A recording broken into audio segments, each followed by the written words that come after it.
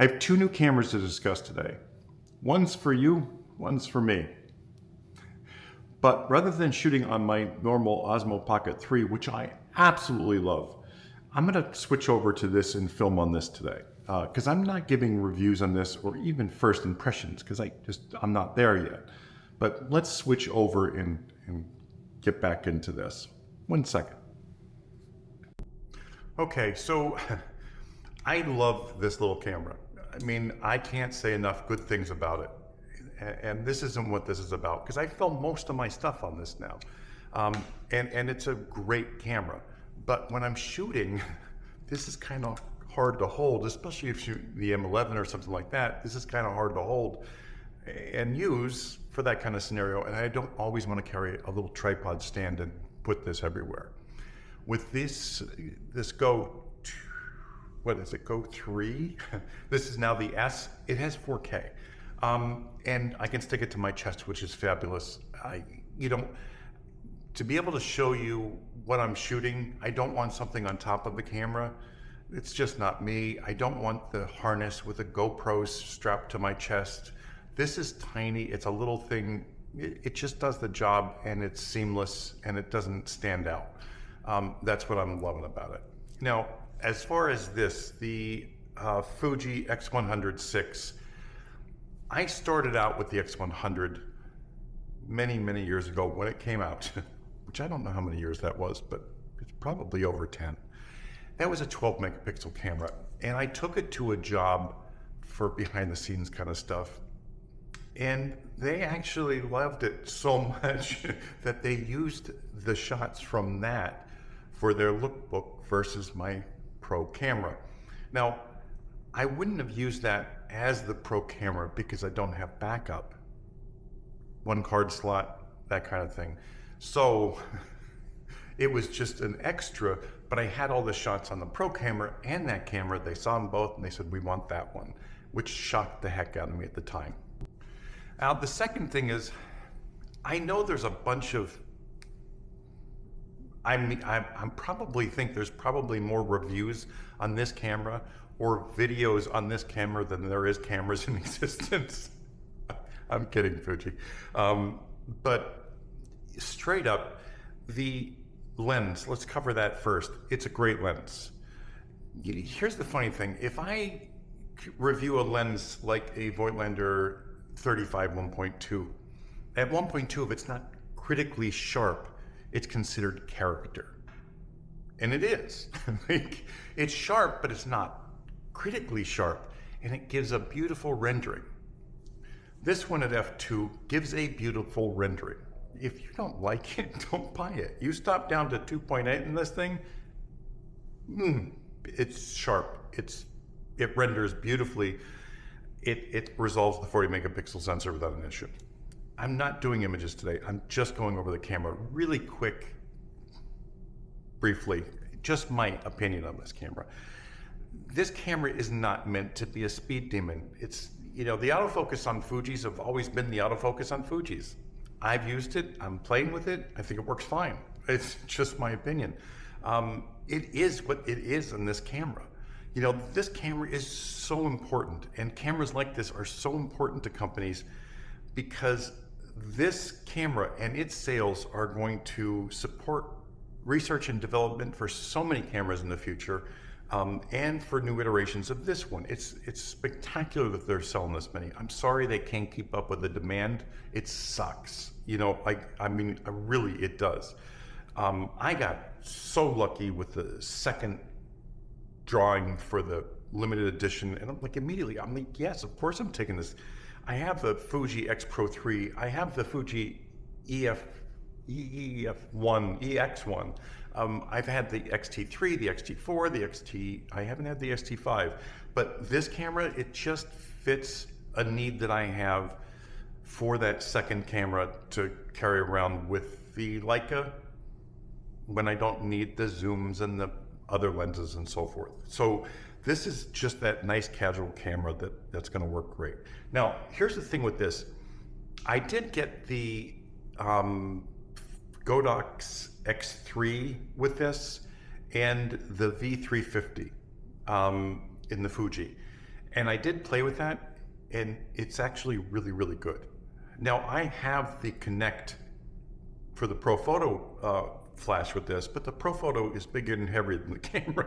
So I figured, you know, I'm gonna try the V350 just in case to see if it works with the little nano, and it works great, and it looks great on the camera. You know, it's not bulky like the other ones would be. So that I love. As far as the camera's concerned and how it resolves and all the wish-wash going around, because I think more or less people want to make videos. Fuji's not claiming this camera to be anything that it's not.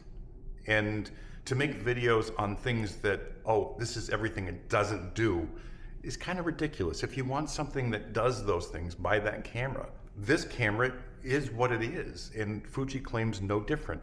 No, they didn't give it to me. I'm not sponsored, blah, blah. You know, all the crap. I don't even want to hear it. I purchased these things. I purchased this little camera because I want better videos for you guys from that point of view.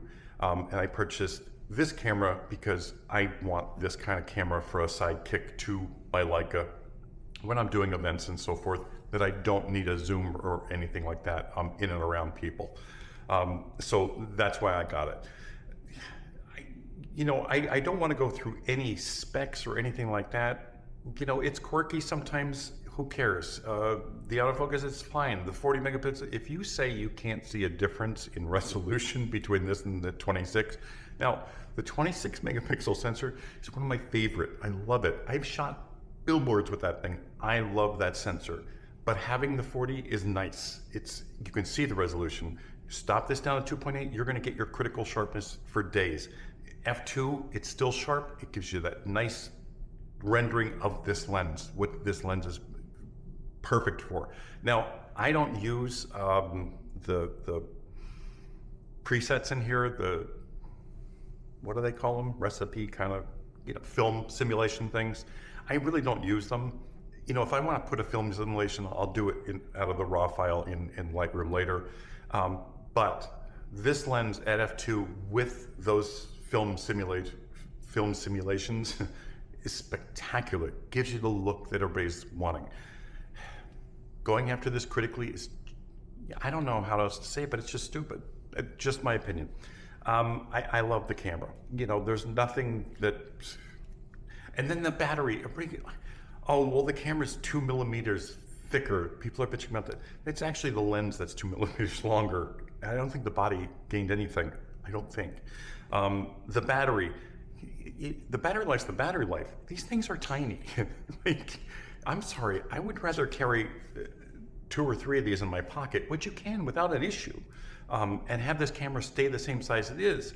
But people are saying, well, why didn't you put the bigger battery in it? But you're bitching about 2 millimeters on the body size. It doesn't make sense to me. Anyway, in future videos, I will go into this a lot more and explain this a lot more. I'm gonna like flip this over really quick because I haven't tried this camera yet and I wanna see how it does with this, so just bear with me. Yeah, I'll have to play with this to get it right for you guys, but I really like the idea of the 4K with this new Go 3S and what it's going to do for us, you know, as far as like doing on-site type videos and having this available, you know, because I'm going to have to lose weight, you know, because the stomach, I guess, is turning this up a little bit. So there's a good reason for me to lose weight. Anyway, look for future videos. Let me just put this back in here. So I'll definitely be doing future videos on the Go 3S and the Fuji. I can't wait to shoot with this, you know, at an event and so forth. It's gonna be nice. I'm gonna actually pull the flash and the remote so you can see that together because it really is working well. So give me 1 second. So the little flash, this is so nice because it is so lightweight, and the battery with the V, you know, that rechargeable battery, it's fantastic and it's still super lightweight. And the TTL off of this is working really well.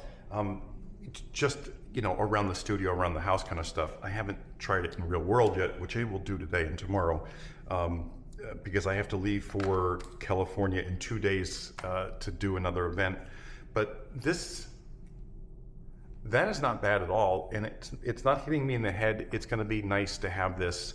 And this is how I shoot all the time, you know, so this is perfect. And when I don't need it, it can go in my pocket without bulking up. So I love this setup. And the firmware, neither of them needed updated when I got them. This is still on firmware 1 and it works fine. So, you know, if it ain't broke, don't fix it. Anyway, thanks for watching as always. I look forward to sharing more of these with you, especially, you know, sharing my content on this camera to see how it is. This is the first time I'm shooting with it, so I'm hoping it's great. Again, love this, by the way. This is just spectacular. You know, don't hesitate on the Pocket 3. It's not sponsored, you know, I don't have a link for you. You can find them. But I do love this. It's fantastic. Thanks for watching. I appreciate your time.